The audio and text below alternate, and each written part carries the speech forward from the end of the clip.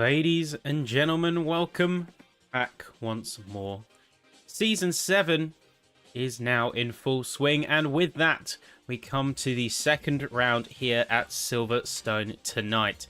It's going to be quite an interesting one to watch, as we have seen the first races prove just what kind of competition that we are going to be facing in tonight's race here at Silverstone. But with all that being said, folks, of course, welcome back. If you're a new viewer or if you are a returning one from seasons past or races past, welcome back. Lovely to have you.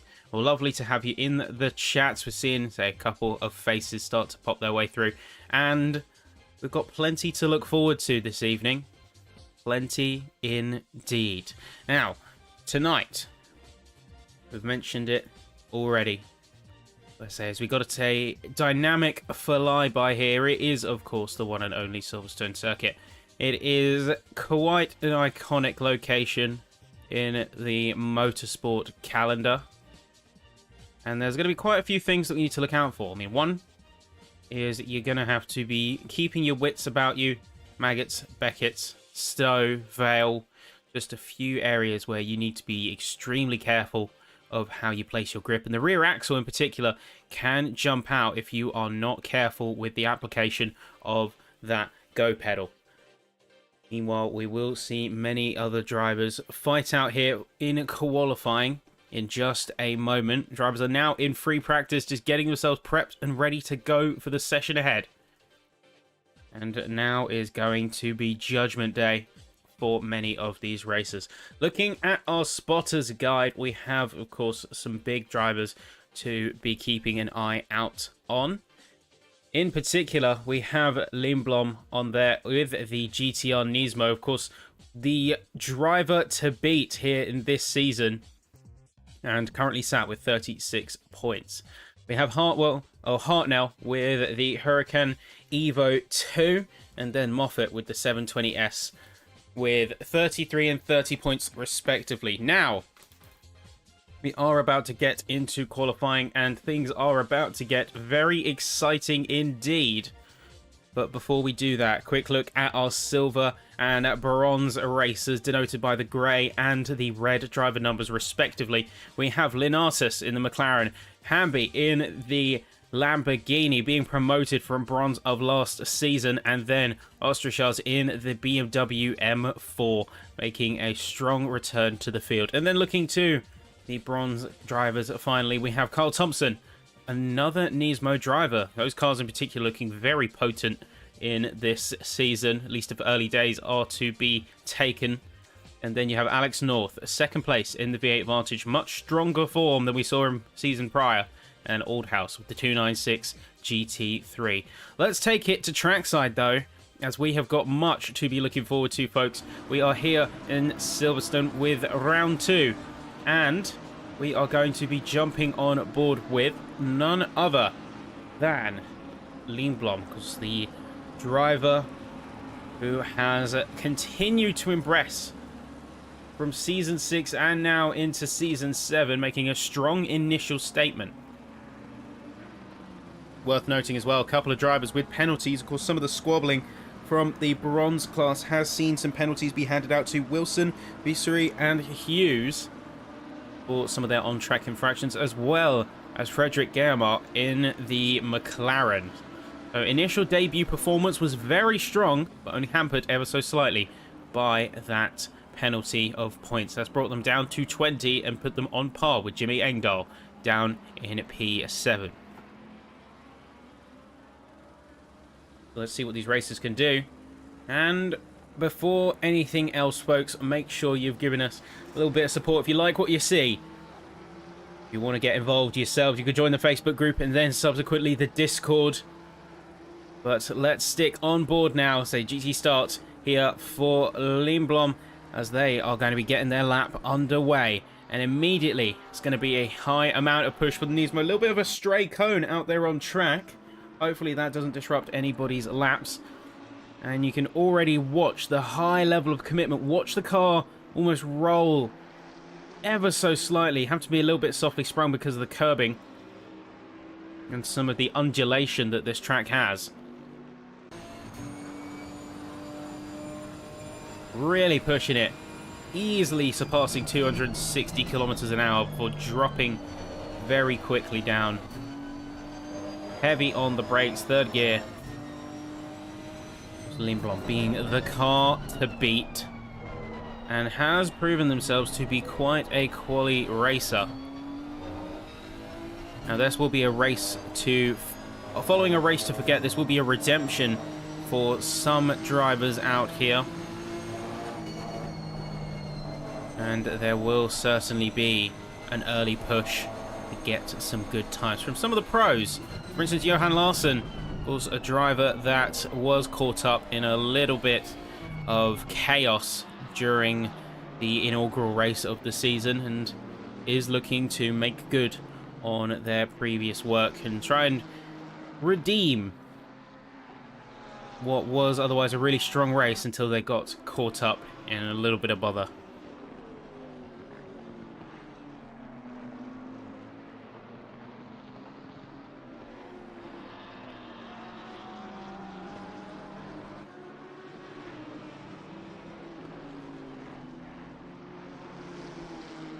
So we'll just watch and observe as the first times start to come through now. 58.3, immediately usurped by Lindblom's 57.7, looking like an absolute rocket out there.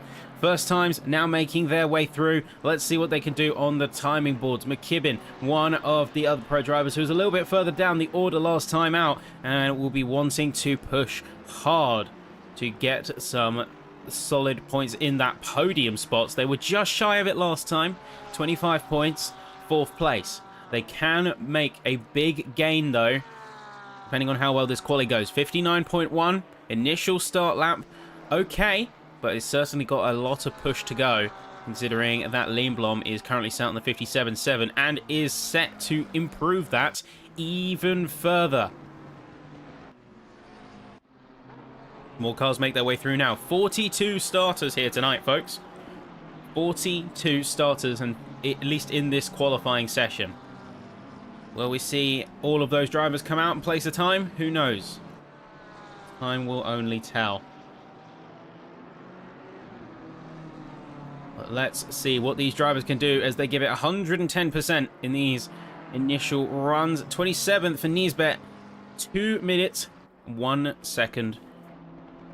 As other couple of times are starting to make their way through.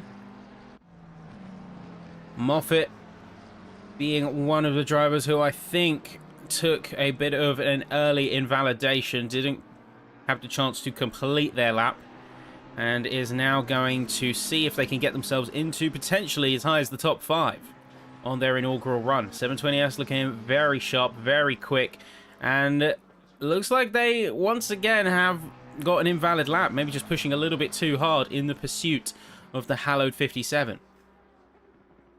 Looking back up to the top, Lindblom is a 57.7 remains, no improvement from last time out, but is going to go once again.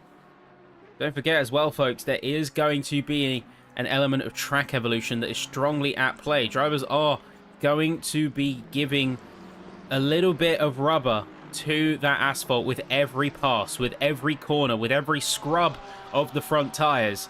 That is going to be laying down crucial rubble that can improve the grip of themselves, but also their competitors. McKibben barely scraping out the edge of the top 10, not quite making it. 100th of a second splits themselves and league owner slash silver driver Colin McNair. McNair, of course, being another driver who has switched to the Nismo for this season. Could the Nismo be an underdog pick or a sort of surprise winner coming out here, as opposed to last time, which was the Mustang? That was a very dominant car out in Season 6. Wolfslenner now in the Bentley, repping that iconic Wolfpack livery and pushing to get that Bentley rotated. It is surprisingly quick, surprisingly nippy, but like its landship counterpart, you can lean a lot more on the power and the consistent acceleration. And it also does okay at mid-corner grip and stability. So its form is somewhat deceptive, as you can see. It's making quick work of some of these corners, and Wolfsländer could be on par to take the fastest lap of the session so far. You've got Lindblom, Hartnell, Wolfsländer, all in this tight pack of drivers. Wolfsländer, after not going for that first round, has a chance here, and is going to make it a 0.3. Seriously impressive. Sectors 1 and 2 absolutely set alight by the Bentley. Many other drivers to follow. Many more drivers to come. We have got, though, just over 6 minutes, which means around 2 to 3 laps left for these racers, and enough time to just barely complete some runs in some cases. They are going to have to get a wiggle on, especially those who are 20 and below or in the 59s. Because that grid spread, P11 through P16, is looking mighty tight. Talking just a couple of tenths of a second, splitting multiple spots.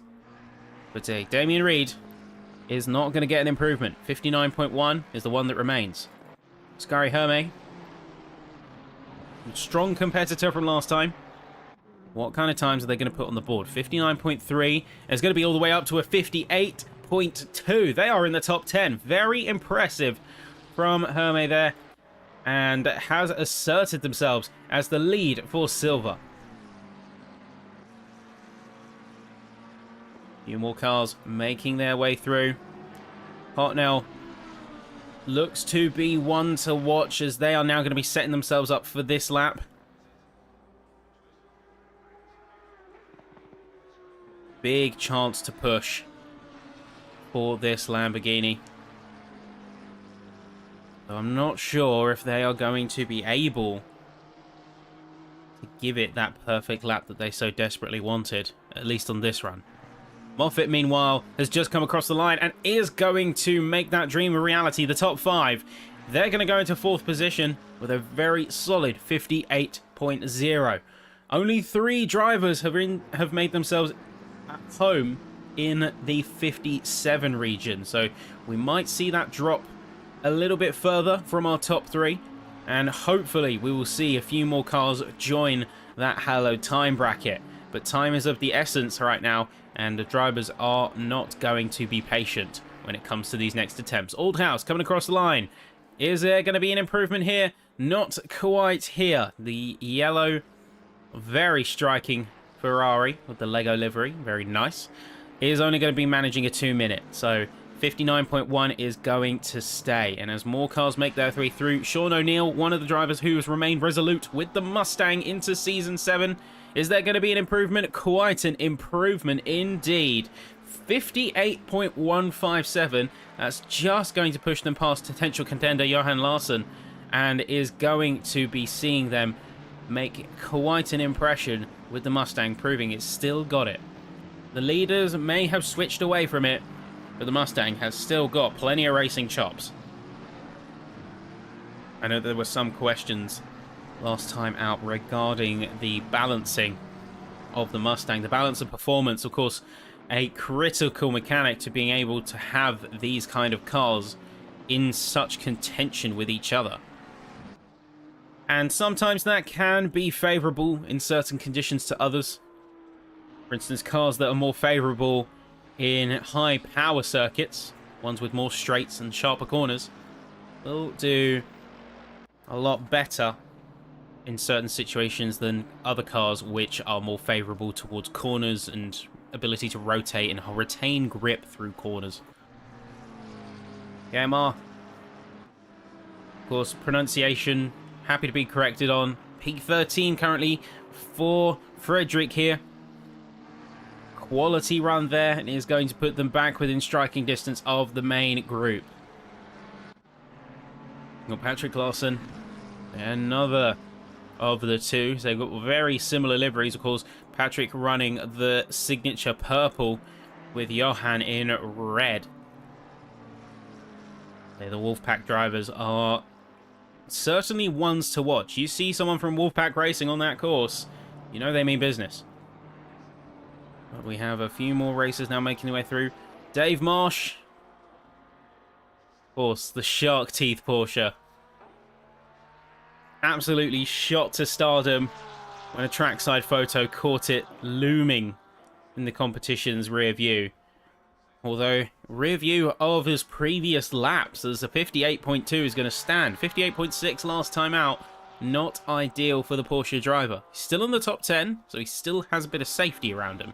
But it's still going to be a long way to go. Just a tenth of a second could put him all the way into the top 5 here.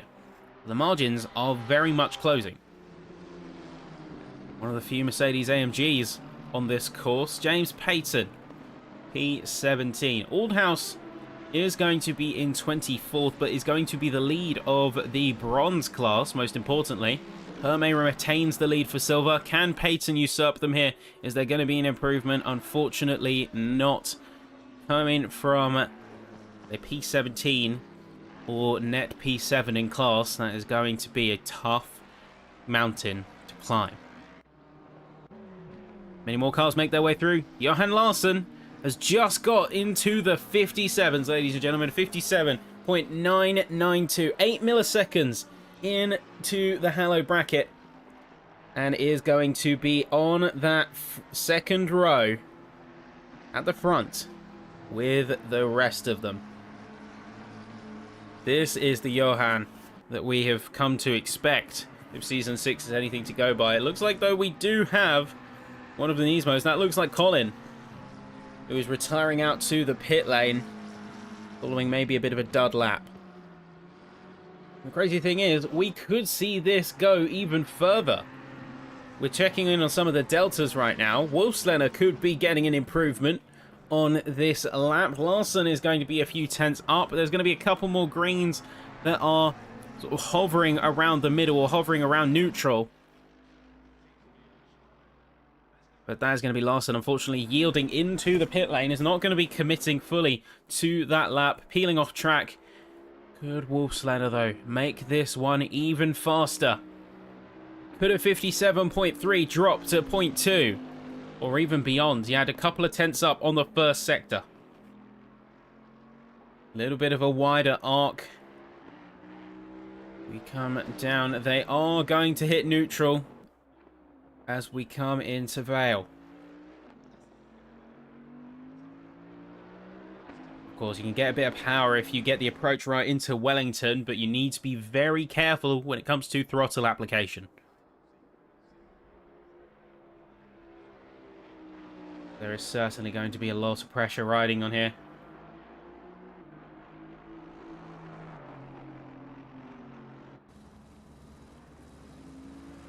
Wolfslener could have this in the bag, as the pit lane is going to get much more decorated with drivers. The time has elapsed. No other drivers are going to get chances to get out there. Wolfslener is potentially sat with the opportunity to make it even higher.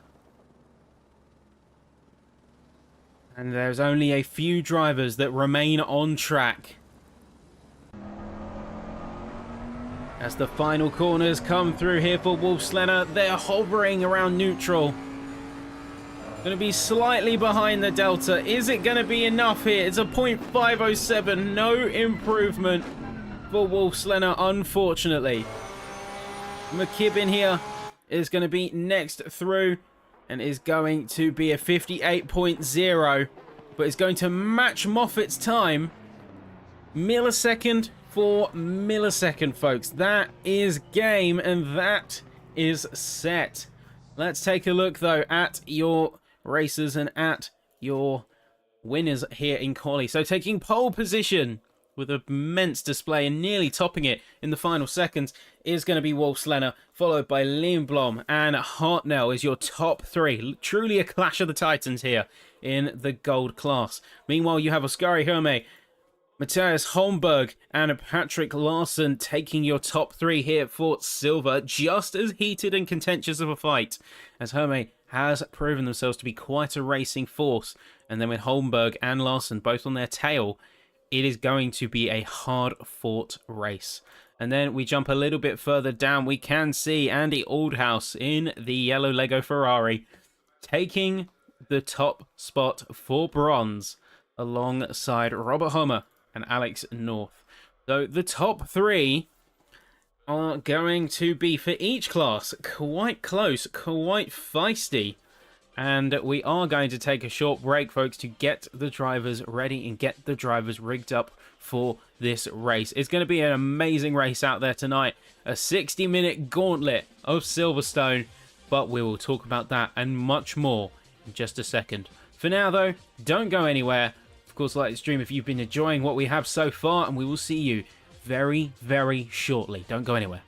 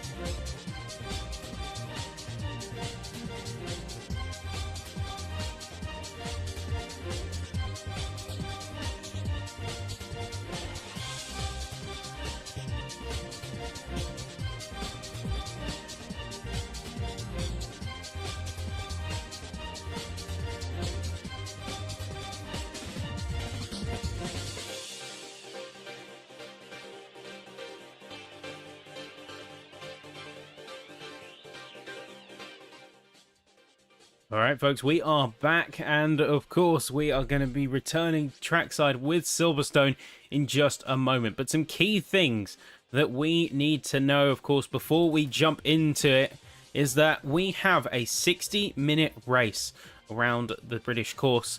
There is an optional pit stop as well, but this can be, when I say optional, I mean for tyres. You do have to still go in for fuel. You do still have to refuel, and the drivers are going to be wary of this and when they take their stops. So we have seen drivers in the past who have run out of fuel on course and have had to either limp back to the pit lane or retire with just a couple of minutes to go. So the fueling strategy is going to be important for the pit stop strategy, and then the toss-up between getting tyres or running them out to the end. Of course, the pit stop will be longer, but the judgment call for these races is whether that longer pit time is going to be worth the trade-off of the grip and the per lap pace. You might lose some positions, but if you can fight your way back up and attain and retain your lead as well, then that will be much desired and much worth it. We're about to go green with the outlap, folks, but of course, let us know who you are waiting for. Let us know who you are banking on here to take the win, to take the checkered flag. And that doesn't just mean individual, that means per class, that means for all the different drivers. I'd love to hear your thoughts, of course. And with that being said, let's go trackside. Let's see what these racers are planning and what they are capable of here, as Wolfslenner is going to lead the first queue following such a strong qualifying. I don't really know what to expect from these first couple of laps, because all I know right now is that every single driver on this grid is capable of immense pace.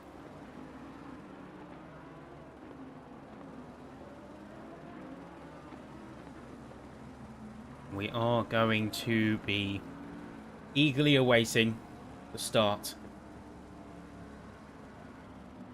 And as the drivers get themselves prepped, we do have a little bit of surrounding info. So 28 degrees track surface, 21 degrees ambient. Means that drivers can find a much easier time with thermals and being able to regulate not only their tyres, but also things like their brakes, their engines, the powertrain cooling, even the differentials. could go all the way down to that level of granularity. Of course, that can affect crucial things like levels of grip. Here we go. Big slowdown here coming from Wolfslander, as we need to get ourselves down to 60 Ks, ready for race 2 start. We're going past the F1 start as we make our way round to the GT pit lane, the GT start finish line.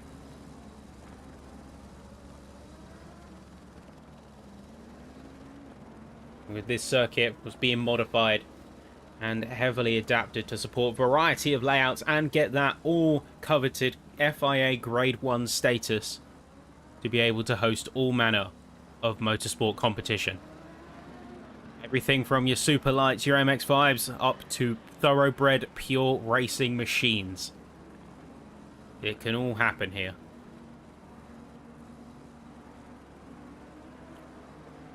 That's a good thing we are running the race here tonight.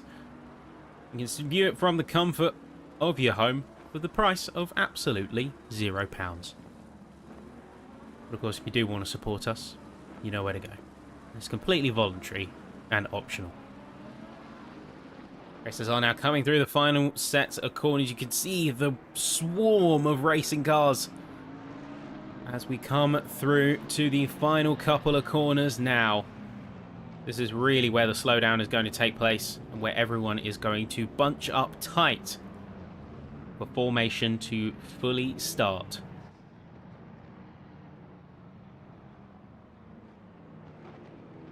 Also, the racers waiting for that green flag call. As soon as race control says the words green light, go, go, go, they are going to be racing out of that gate.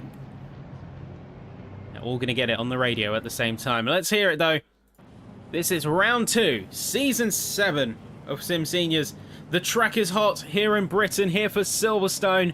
And after a great inaugural round, let's see once again what these racers can do. Up to the line, there is the green light, there is the green flag. Let's go racing one more time. And the racers are immediately going to make a quick getaway, trying to get themselves out ahead of their competition before Maggots Beckett's Chapel. They're all going to be going side by side. Looks like we already have a couple of incidents a bit further down the field. There's going to be a bit of carnage going down much further away. We jump to the back of the field. We can see that is a bright pink McLaren veering off to one side. I believe that is going to be, oh, quick rejoin there. Contact between the Nismo and the McLaren there. That's Chris Bradbury making a sudden detour off track 3-4 wide as we go on to fight at this very critical juncture here. Everyone looking for a chance to get a crucial position. We look to the front, we can see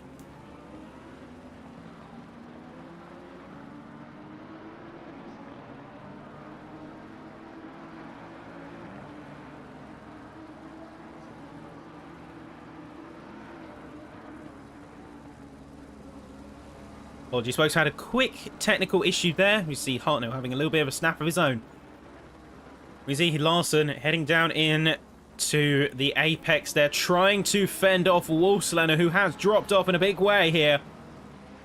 Potentially getting a little bit overzealous, having that leading position, and Lindblom has asserted themselves in the lead of this race. Hartnell, of course, following very closely behind in the Lamborghini. Not sure what happened to that Bentley there, I've got to be honest. It is quite surprising to see them out in the way that they are, out of that top spot. We see a little bit further down as well, Goddard and Wilson both going to be going side by side. Jaime is going to take a bit of a detour off track, unfortunately, and that is going to be a crucial time loss. Bruce Hopkins also making good on that mistake from their opponent, as Cumberbatch is going to be pushing themselves all the way up into P22 with a slice through, decisive move on Reed. Guillemot is already going to be heading into the pit lane as we are watching the different drivers make their way through. Unfortunately, my UI is lagging, so I'm trying to jump to Guillemot, hopping into the lane, and it did manage to go everywhere else than that. To be honest, there is Lindblom. There is the driver in question. Of course, he won out on the first round and looks to be asserting a decisive level of dominance here in Season 7 as well. Whether it's a BOP or it is simply just Lindblom right now, one thing is for sure, he's not a driver to be trifled with. Wolfslander, though, is going to be pushing hard to try and overtake Larson as we come through into the very low LOD section of the track, apparently, and out through into the second half of lap 1. Good move there from Wolfslander. Are they going to be able to keep the position, however? That is what's on my mind, as there is going to be a gaggle of GT3 cars waiting in the wings to capitalize on any mistake he could even think of making. Like we just saw with Moffat in that rear view, taking the position away from Tony McKibben. Push himself into the top 5.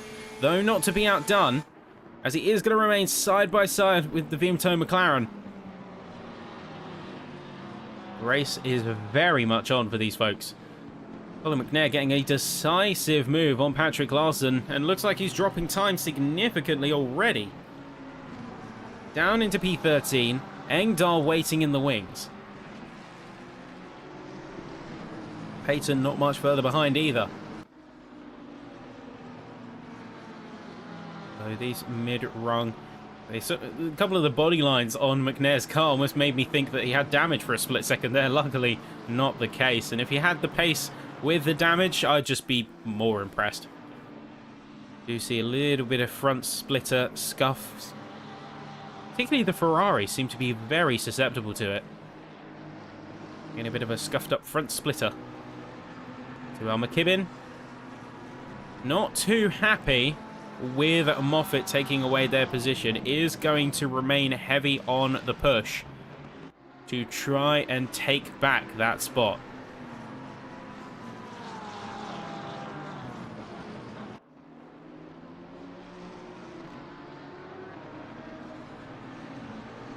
The aggression is high, and the tensions are higher.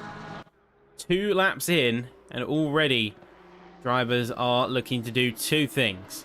Fight as hard as they can for spots, and peel away from positions. As Hartnell has already dropped 2.5 seconds to Lindblom. 58.3, fastest lap of the race so far, coming from the Nismo. And the best that any other driver could do was Hartnell's 59.4.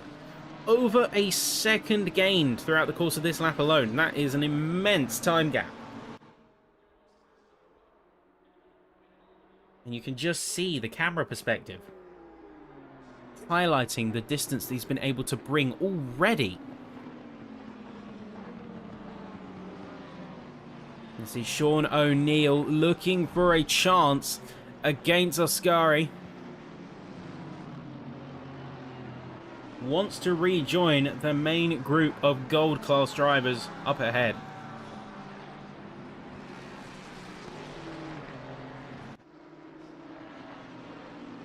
Got the 2-second gap to conquer.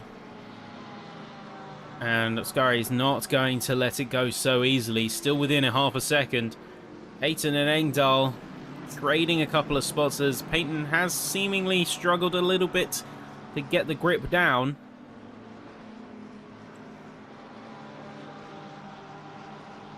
We'll see, that is Ascari losing out time to Sean O'Neill as we go through Magnus Beckett's chapel.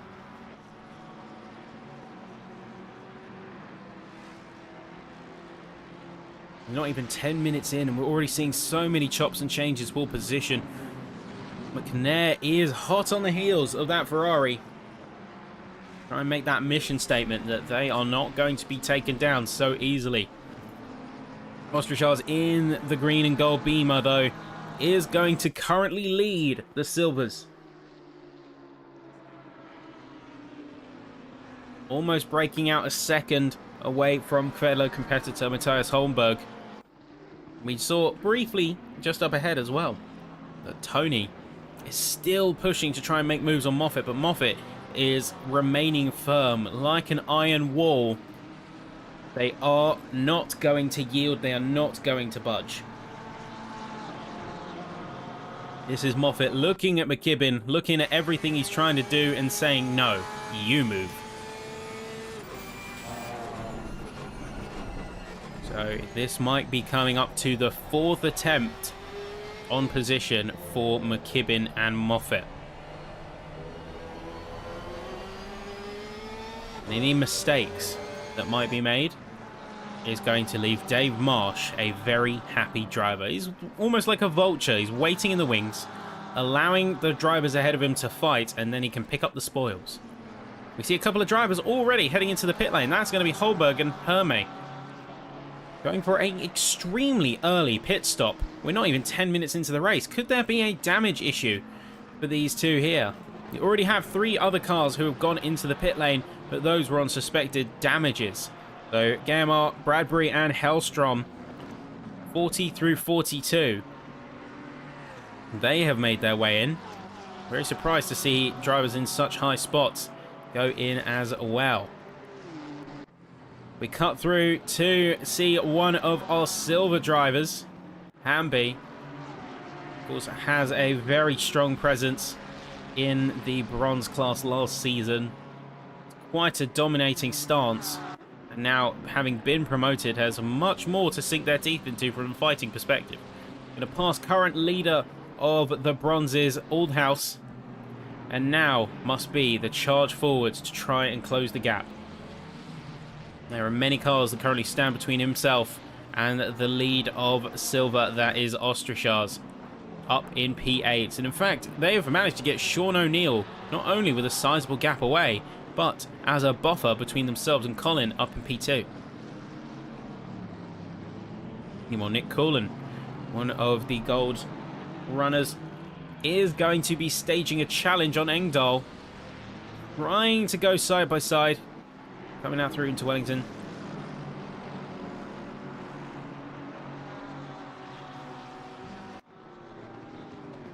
We will watch these drivers with great anticipation, and there's a bit of a setup and a great payoff there for Coulomb, but they have gone a little bit too deep. It's not quite going to stick for them. They are going to take a brief excursion off the track, and that could be brought into question for the validity of that move staying, but they have regained it on merit through the course. Payton is going to get involved as well, as Engdahl is losing pace. There is going to be a yield, however, for the Mercedes AMG. They do not want to be fighting, especially not around cops.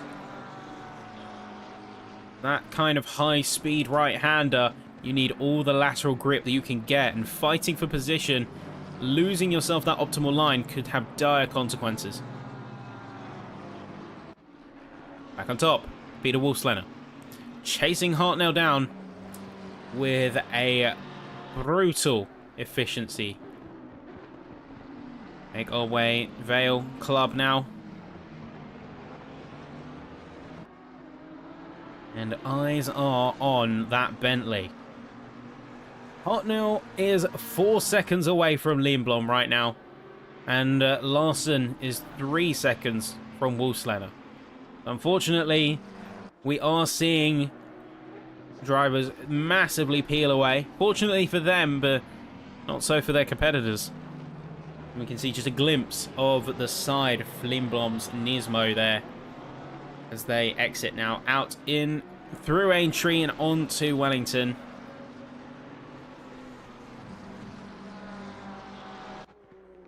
Big push coming through here.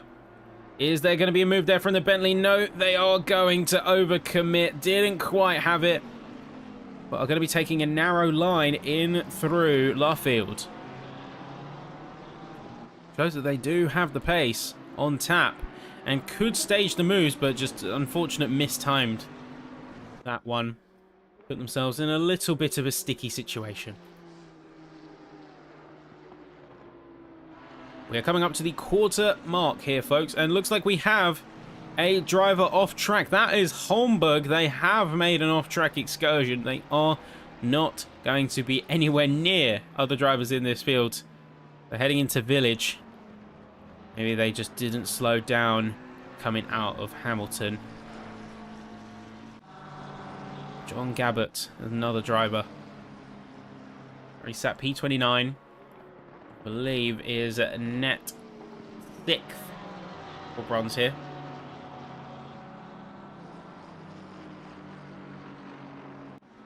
And of course, we have a little bit of a gap further up, but then it's Hughes who is going to be leading bronze by quite a decisive margin too. Hayton is looking for that chance, is looking for a lucky day, as that is going to be a challenge on Cumberbatch here. Cumberbatch is going to have the inside line, however, heading through Vale in Club now. Is there going to be a challenge from the Black Beamer? Not quite. Trevor Waite, though, is going to get involved in the action. That is a little bit of contact between them, as there's a bit of a snap coming out from the M4. The Vantage having claim to the apexes of both of the exiting corners at Club, and now through Hamilton is going to be asserting that advantage, but not to be outdone. The Beamer does remain close to the rear view. They're going to try and keep that proximity in order to be able to fight through.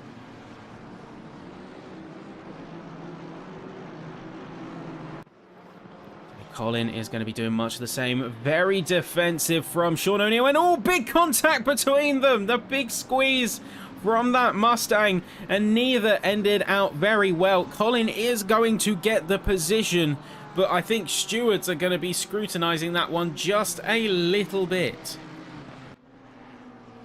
Very dicey move there, and I'm not really sure where to square that one up.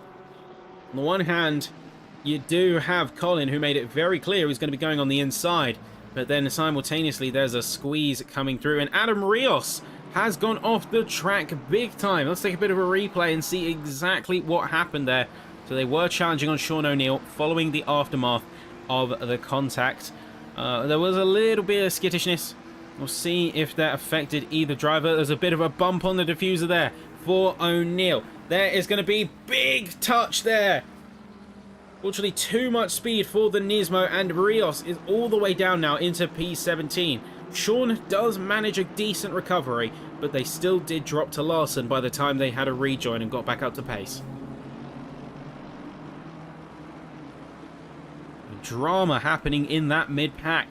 The front of the field has mostly spread out, the only exception to this rule being McKibben, who has still kept within half a second this whole time to Moffat. They've teetered within that half a second region.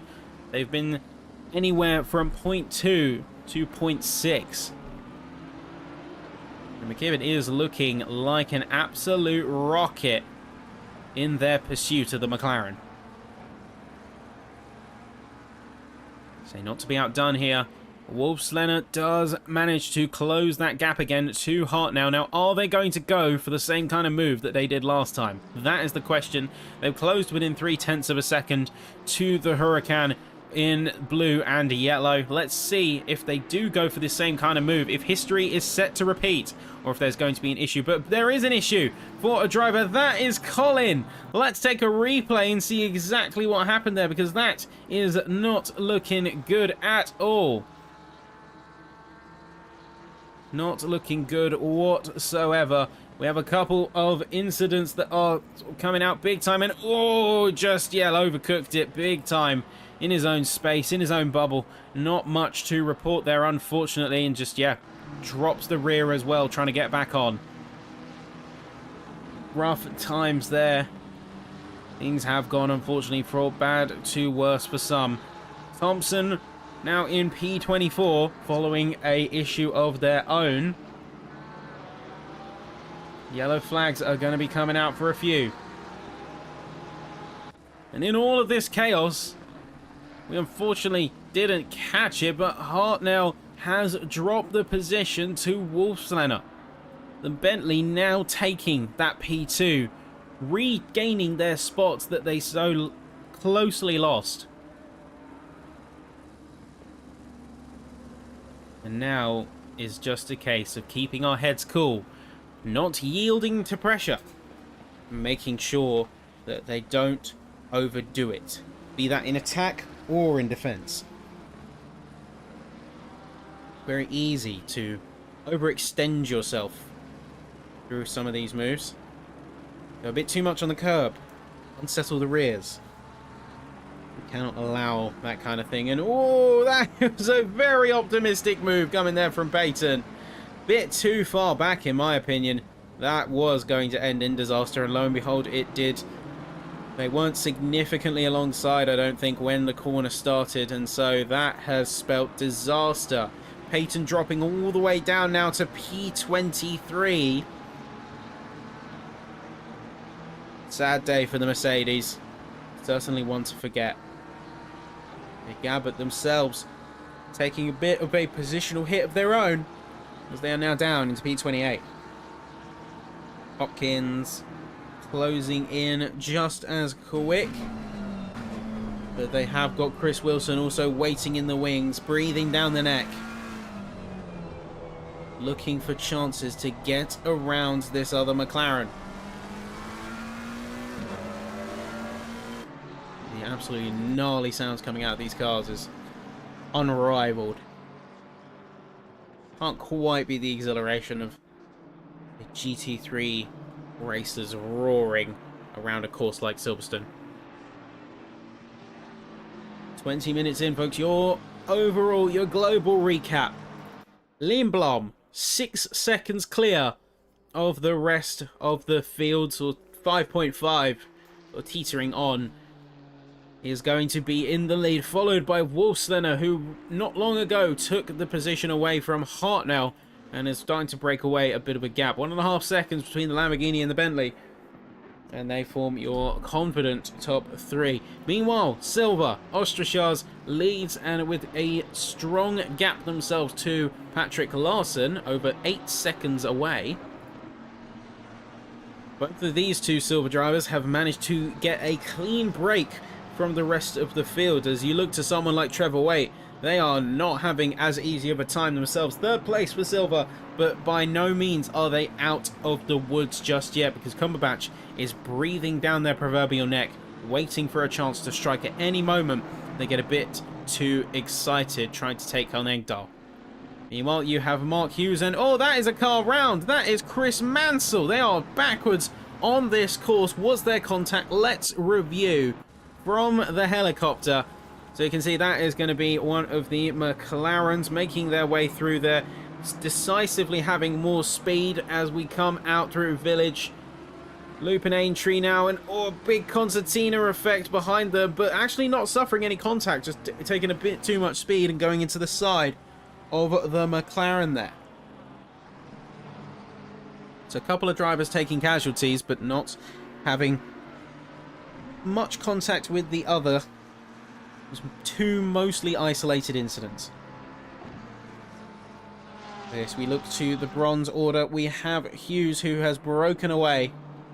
And then there is going to be a question of a Carl Thompson, who did have a bit of a wobble earlier on, and was noted that they did apparently have a incident with another car. They had an incident with the number 35, reportedly. And that number 35 is Justin Cutler, who is currently in Pro, but all the way down at the very bottom of this field. So they've had already to take their pit stop. Maybe there was a bit of damage and a bit of an issue with the Aston Martin after an altercation. But then you have Usuri in at P23 with that trademark menacing black and red Porsche. We'll see, of course, what these drivers can do as the time goes on, but time is of the essence. We see these two duking it out. Hamby, McNair, both giving it some gusto. McNair, of course, having to do a lot of recovery work following their spin and then subsequent failed rejoin coming out of Wellington and in Brooklyn. Is he peeking their nose through to the inside? Very strong acceleration out of the corner. Very good pace being carried by the Nismo. Huracan is going to have it on the recurve through Luffield. Is there going to be a better exit, though, coming from the Nismo? Let's see what they can do as we come out and down, heading into Copse. There is going to be a move on the outside from the Nissan there. Is there going to be full commitment, though? They're going to go side by side. Someone has to give before we get into Maggots and Beckett's. A little bit of a wobble on the curbs coming from McNair. They are going to drop back behind after a solid fight and the solid assertion of pressure. It is going to be Hamby who remains on top. You know, I can feel the frustration as well coming from McNair. You can see in the driving that there is that element, of course.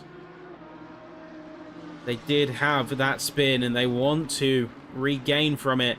They are going to be going to the inside through Stowe.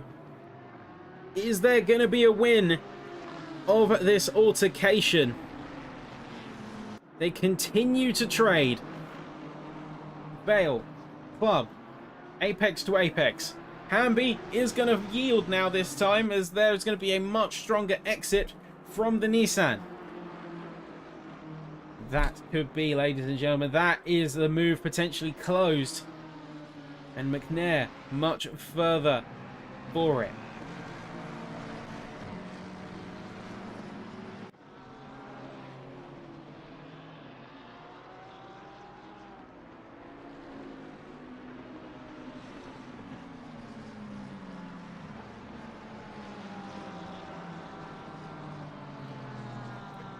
We're just tuning in with Sean O'Neill for the moment, as they are feeling some substantial pressure from Nick Coolan in the McLaren, and then a little bit further down, Cumberbatch and Engdahl remain in close quarters. This trio has been in each other's grills for the past couple of laps now, and they have shown themselves to be a formidable group of drivers as they all come out now to start lap 12.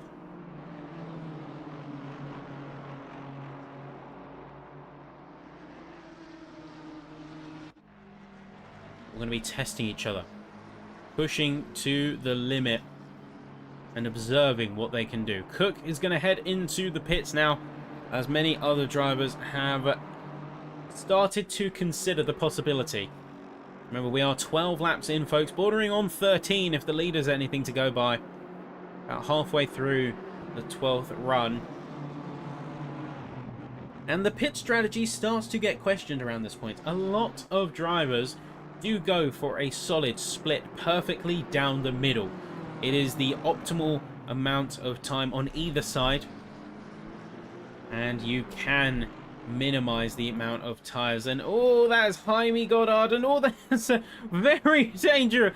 I briefly lost my words there just because that was insanely risky with another car coming through. Just want to take a brief second there, so I'm not sure if there was a contact. But either way, they are going to rotate themselves back around track, and half a second later, and they would have been, they would have been fish food. They honestly would have been fish food. That was a very, very dicey rejoin. Crossing across the track like that, not recommended whatsoever. Cook is also going to be having an off-track excursion, and this could have been a sign of a potential issue, as they had just come out of the pits. They can see rejoining onto the track and just, yeah, veering off. They're going to have to return now to the pit lane to understand and resolve whatever issue that they are facing currently. As we can see more cars now heading into the pits. Paloma and remain with, as they're going to inherit P19. Simon 8 heading into the pit themselves. And that is Jaime Goddard stopped on track. What is going on here, folks? We see their big slide coming through. And a rejoin here. Looks like Adam Rios was also involved. Is he trying to rejoin the track? And oh, contact between the two. You've got to check your quarters. You have to check your quarters when you're rejoining the circuit. Make sure you don't rejoin into the line of another car. This is what we have to avoid, if nothing else. Not an ideal scenario whatsoever. Rios looks like they've been able to just about run okay. Doesn't look like they've sustained any major damage from that altercation. Although we have yet to fully observe the car. Part of it is just the livery, making it a little bit to see if there's any actual physical damage. Who knows, maybe there's a little bit of meta strategy. You can't have your opponents knowing that you've got any kind of damage now, do you? Oh, you can see a little bit of scuff coming onto the carbon. Those front elements, the canards. That right door panel looking mostly intact, though. Doesn't look like they were infected. And with that, we jump forward. That would now explain what happened. As we can see, that is looks like a retirement. We're down now to 37 drivers, ladies and gentlemen. Remember, 42 starters.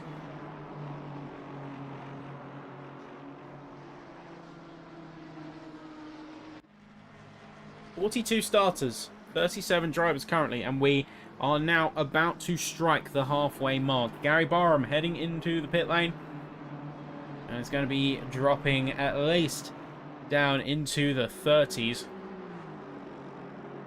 By the time we come out here, Saloma trying to chase down a couple of positions while they have the chance. Looking at the rest of the field up ahead of them, they do see a little bit of a gap that they could strike upon.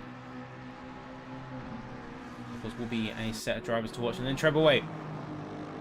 Austrichars all the way up in P7 here. Looks to be very much isolated in their own bubble and untouchable, at least for now, with their current placement. We have reached the halfway point of the race here, folks.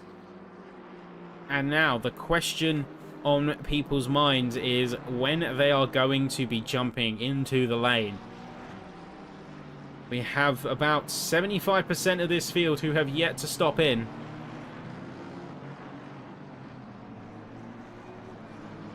So if they're going to be thinking about doing it, now would be a good time.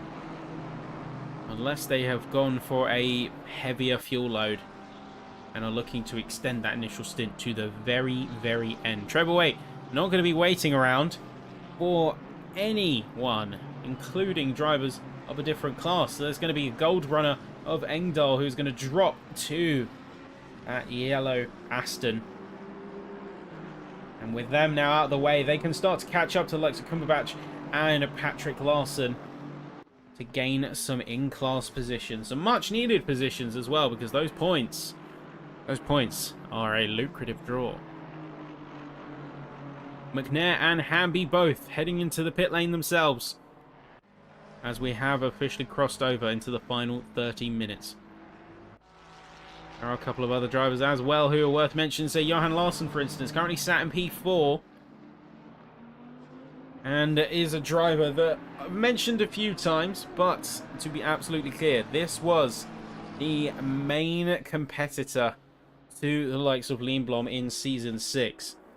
While a lot of the other drivers have seemingly matched their form here in Season 7, you have Larsson here, who has proven themselves to be a great on-track talent, along with the likes of Wolfslener, Hartnell, Moffat, et al. Racers are certainly giving it their all tonight. But that will always be impressed. See what McKibben has got in plan here. Even after all this time, it's as if time has stopped moving for these two. They have constantly been varying levels of closeness on this course, but they both remained within that half a second, and nobody is giving an inch. A little bit of a wider arc here, but that could be playing more into the characteristics of the car. Porsche could be taking a little bit more slip angle and almost riding out the traction rather than the McLaren, which could be a little bit more pointed, a little bit more on the nose in terms of its aero balance and its grip balance. You can see good carrying of speed through Maggots Beckett. course, we eventually exit out through Chapel and onto the hangar straight. Proximity is very much there. Austrichars and Kuhlen both in the pit lane as we speak, letting Patrick Larson inherit the silver class lead, and Hughes all the way up into P13 with the bronze. A very impressive run there from Hughes in particular, but then Vasuri and Thompson second and third, not too far behind time-wise. About 4.5 seconds, it looks. There's Dave more accurately. It's got the +6.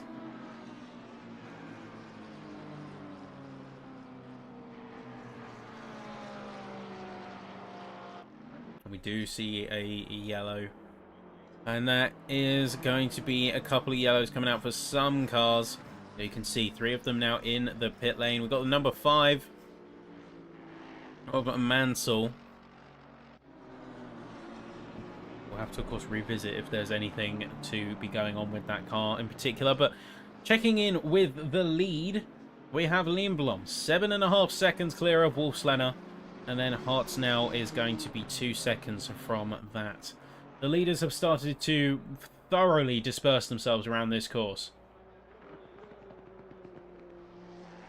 Absolutely taking the fight to the front.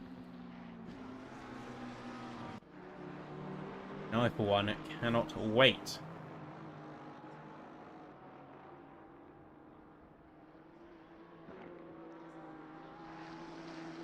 Is he still pushing that car to the very edge? Looking like there's a little bit of bouncing and a little bit of a hop in the step of that Nismo. Maybe it's something to do with the suspension that is causing a little bit of fight. Not that Lindblom seems to mind. In fact, he's taking it quite in their stride. You know, through the Formula 1 start section, through the GP start. Looking mighty rapid, with little to stand in their way at this point in time. Next to head into the pit lane, it's going to be Wilson and Cumberbatch. And that is going to make over half of the grid now having taken a pit stop. Austrichar's coming out in P17 is particularly impressive. Hermé only a few seconds behind. With that early stop, they have managed to cut themselves back into the fight. At the very top, that early stop, we questioned it previously, but looks like it could be quite a play.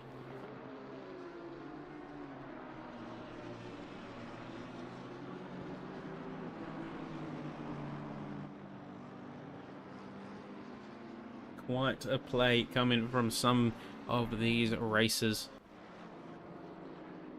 And McNair is currently P25, for instance.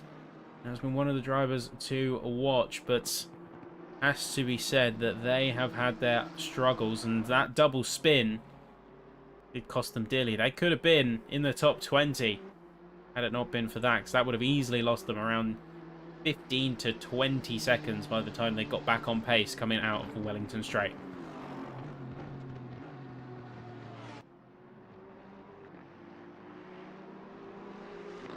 Regardless, looking sharp. Looking very driven as this race continues.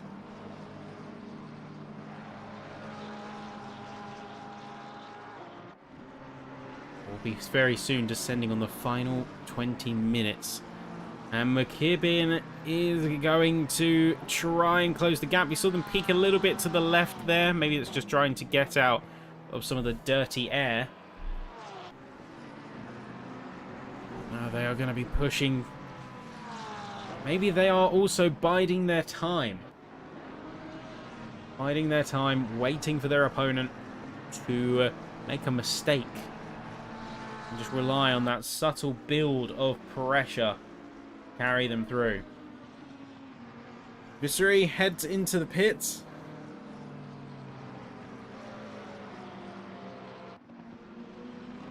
And only a few drivers now remain. 19 cars.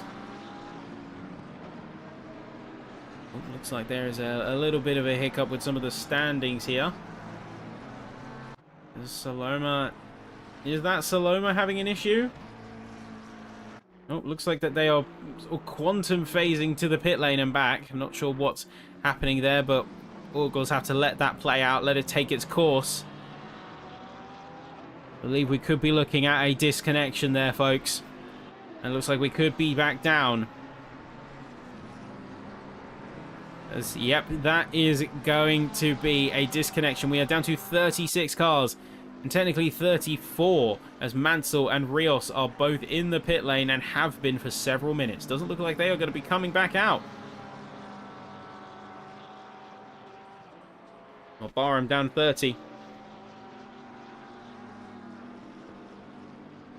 They've got their work cut out for them.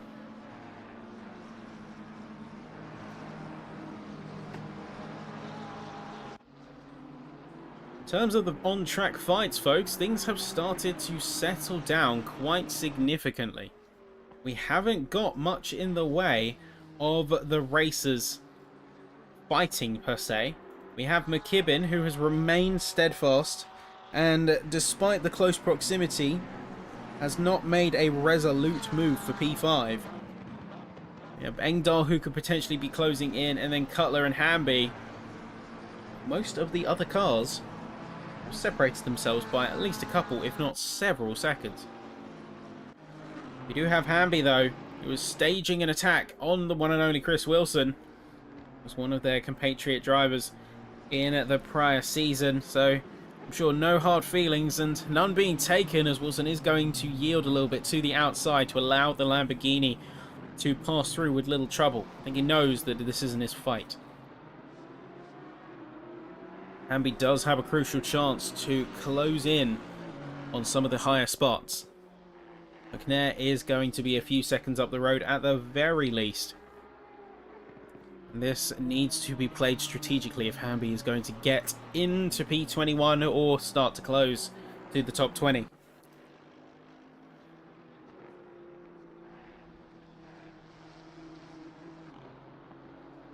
Unfortunate to see some of the cars being retired out in the pits, but cannot be helped in some cases, and we are seeing that in full.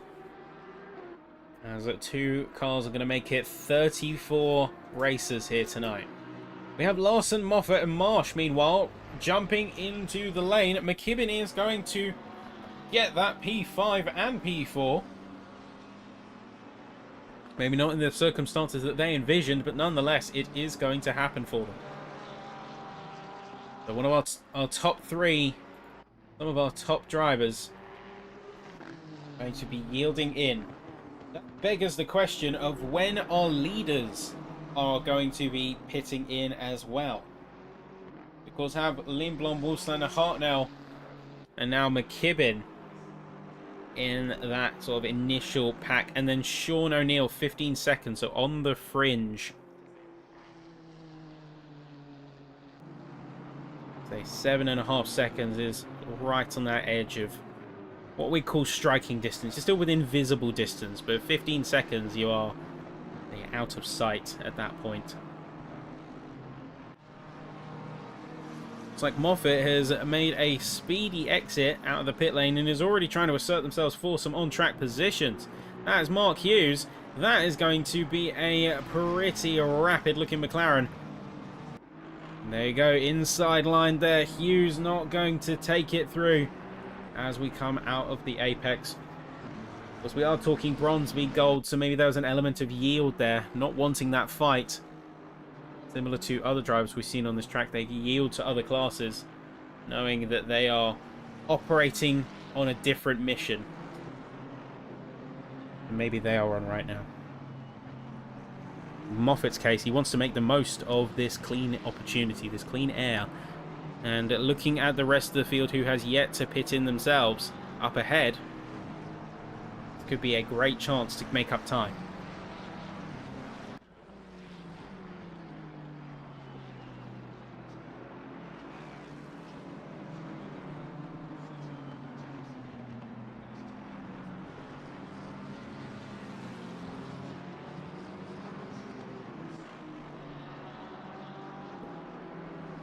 racing is going to be absolutely electric once everyone has taken their stops. But here we go. O'Neill, Larson, Hughes, all into the pits.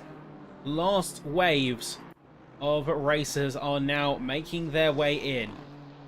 And the spacing has started to open up. Mansell still in the pit lane, but Rios fully removing themselves from the session, making it 35 cars connected to the instance. Marsh and Thompson, along with Ostrichars and Oscari, are going to be inheriting some free positions from all of this. But I'm not sure how free they're going to be, because Larson is now back out on track. Gamma is going to be a few seconds up the road, and Larson is going to rejoin in 15th.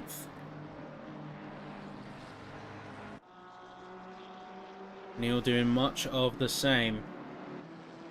But then we have just 1, 2, 3, 4, 5, 6, 7, 8, 9 cars left out there.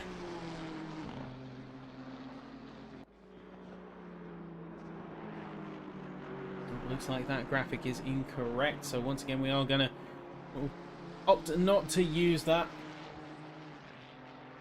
Not quite representative, unfortunately. But we'll see about tuning that for future. Yeah, unfortunately it doesn't seem to be working as intended, even with a little bit of back-end settings tuning. We'll work to improve as always. Make sure that the racing and the commentary and stream to go alongside that is top notch. We come through now. We can see Lindblom still pushing with a great degree of aggression, going right to the edge of that curve, still barely keeping it within those track limits.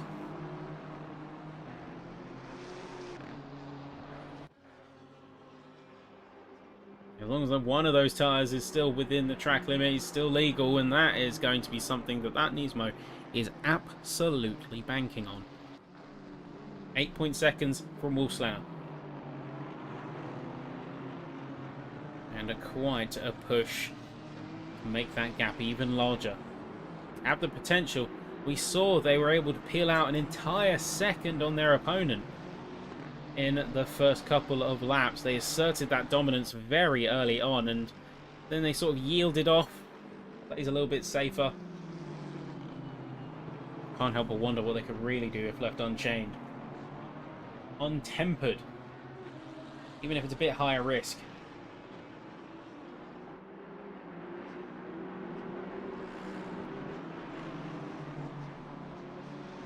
Will we see our drivers though heading into the pits anytime soon?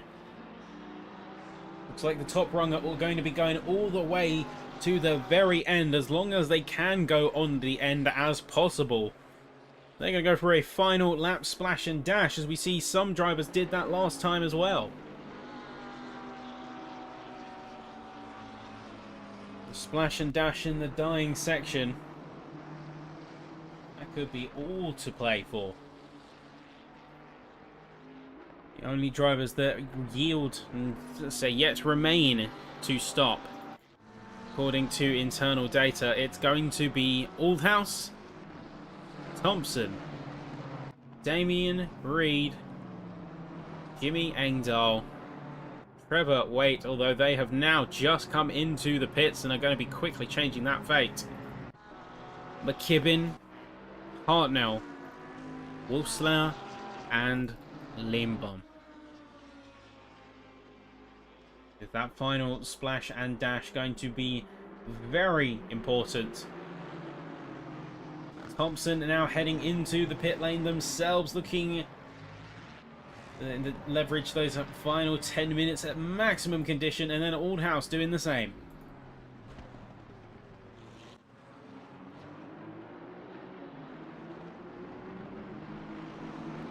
It's fight time. Put the game faces on. 13 minutes to go.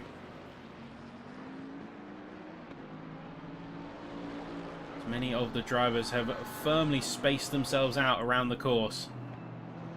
Eyes are on the leaders.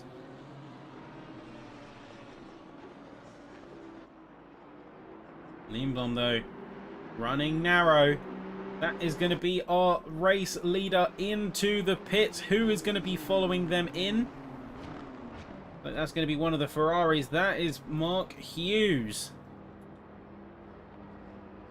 So they are going to be jumping in now. Although, having already taken a pit stop, have they miscalculated their fuel? Either way, Wolfslener is going to inherit the lead of the race. Is going to be retasting that top spot. Hartnell and McKibben taking the other places on the podium. You can see Vasuri taking the intermediate spot between the McLaren and the Bentley. Or sorry, the Lamborghini and the Bentley, my mistake. Lindblom going to be very quickly out of there. What position are the leaders going to be coming out when they take their stops? That is a serious question, and it looks like Lindblom coming out very well. Engdahl is going to head into the pits. Moffat is going to inherit the P5, and just a few seconds up the road, well, 18.8, but, you know, a few seconds. That is going to be McKibben in that next podium spot. I would say very impressed with how quick some of these pit stops are. As well, these last-minute pits have much less time spent because, of course, the fueling. The fueling is much lesser. They start on a higher load. Well, that may compromise some of your early pace and run much deeper into a stint. Let's see, he's coming down the road now.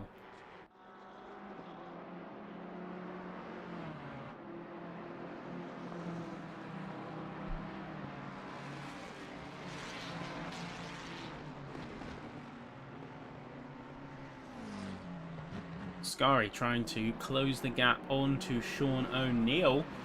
Of course, they do have the other drivers of both Reed and Ostrishars up the road. Although Reed has yet to take their pit stop. So they are going to have a little bit more of a quandary to have to deal with and face. Because they will need to come in. We are in the final 10 minutes of the session now. But they're starting to run out of chances to be able to go for that crucial pit stop. It's just Dave Marsh. Just in the background a few seconds up. Those shark teeth really do sort of strike a bit of intimidation. Certainly cemented itself as one of the motorsport liveries of all time.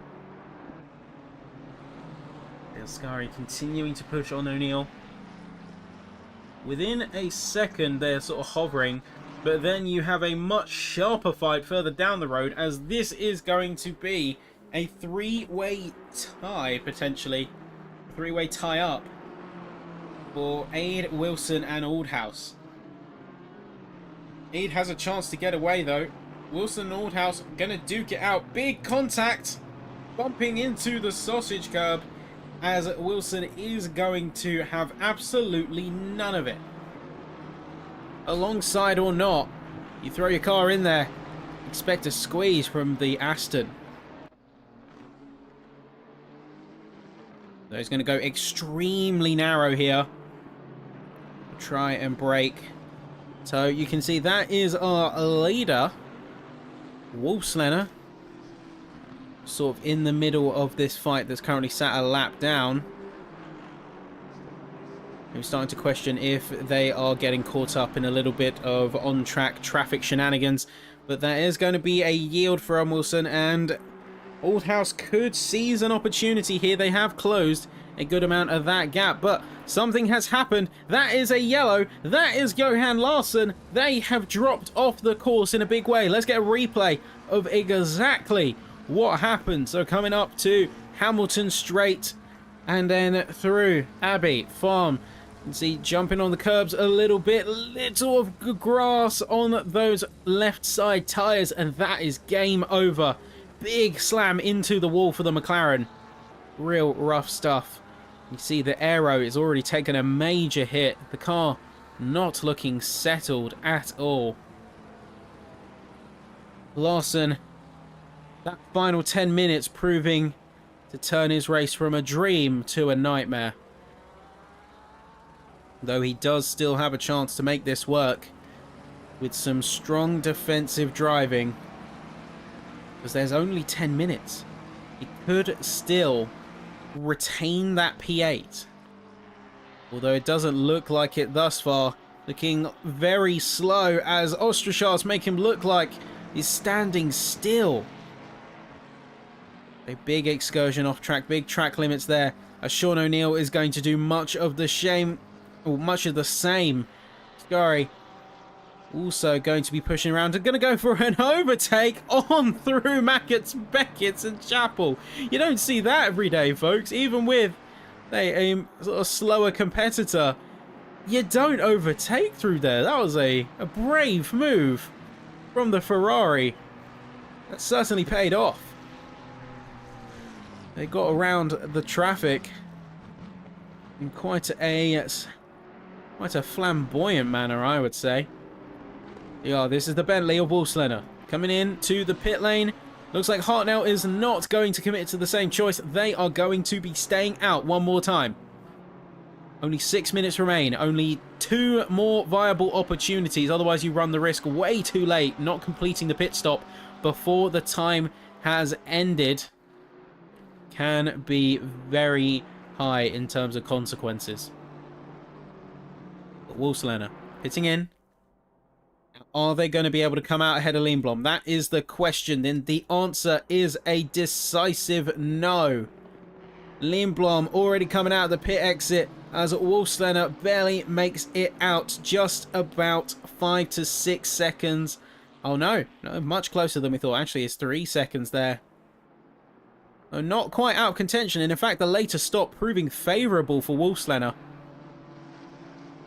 If they took that 1 lap more, they could have made it 2 seconds, and then that would have really been striking distance.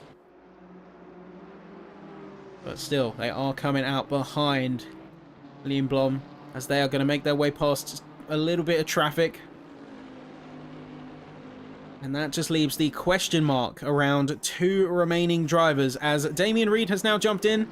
It's only McKibben and Hartnell who have yet to jump down and take a splash. So Hartnell handling it fairly well. I say he's had a fairly quiet race. It hasn't got into any dramas, just kept his head down. Kept his head down through all of it. Here we are, down to 33 cars remaining on track. I gotta say, well, this has been a race to remember for some. It's certainly a race to forget for others. We have seen many casualties, and unfortunately, I know for a fact some of the occurrences that have happened on track will be subject to some scrutiny and review by the wider staff as well as just the stewards marshals team. Here we are, both of the front runners, Hartnell and McKibben, into the pits. Is Hartnell going to be coming out in the same proximity as the other leaders? Time will only tell. Lindblom is going to be just ahead of, I believe that is one of the BMWs in bronze. I believe that's Cumberbatch. Yes, it is. Oh no, it's a silver. But regardless, they are going to be displacing the 2 pros who are fighting for the lead of gold.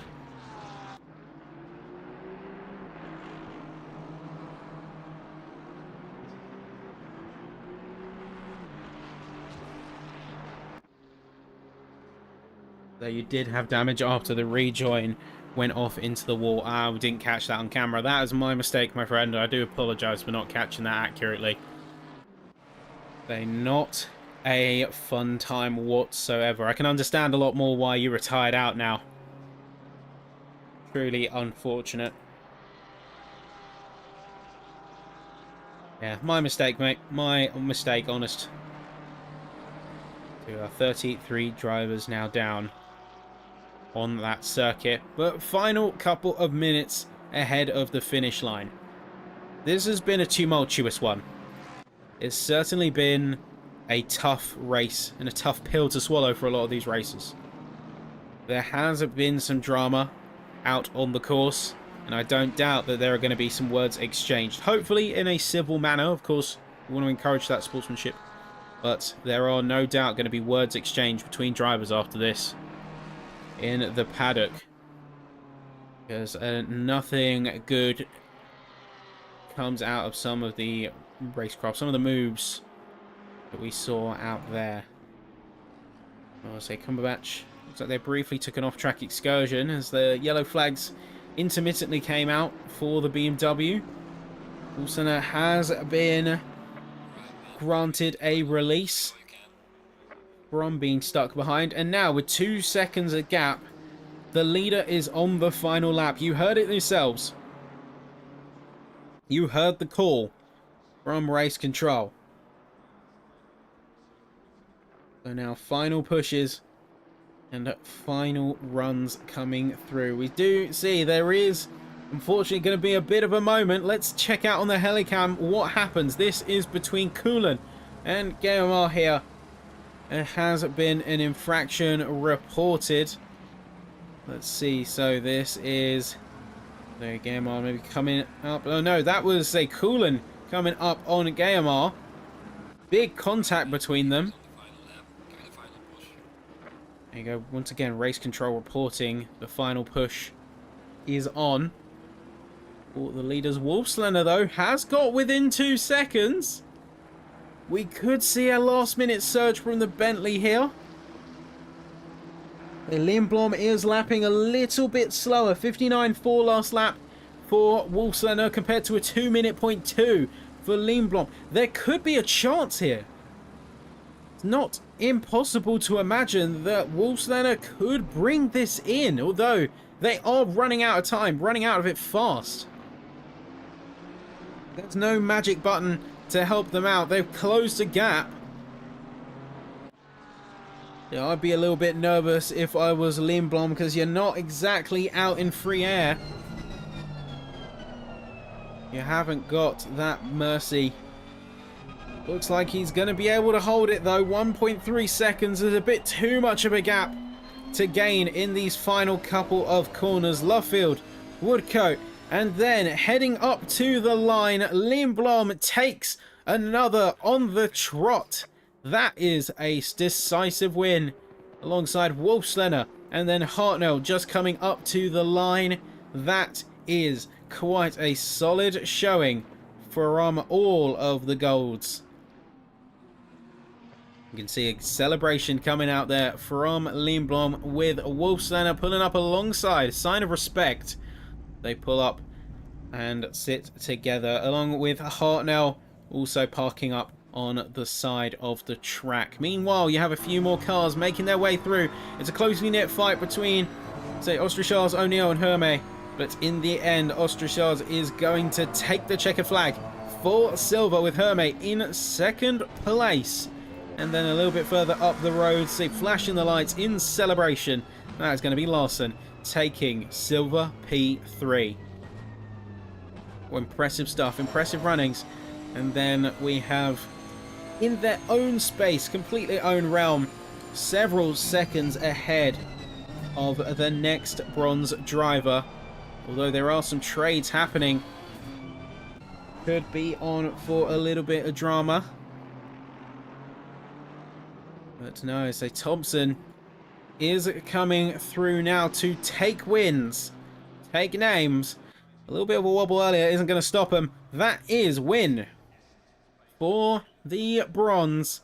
And then you have Aldhouse taking second with Wilson just slightly behind. A little bit of an altercation there. A little bit of a last chance move maybe for Vissery. Not quite happening for the Porsche.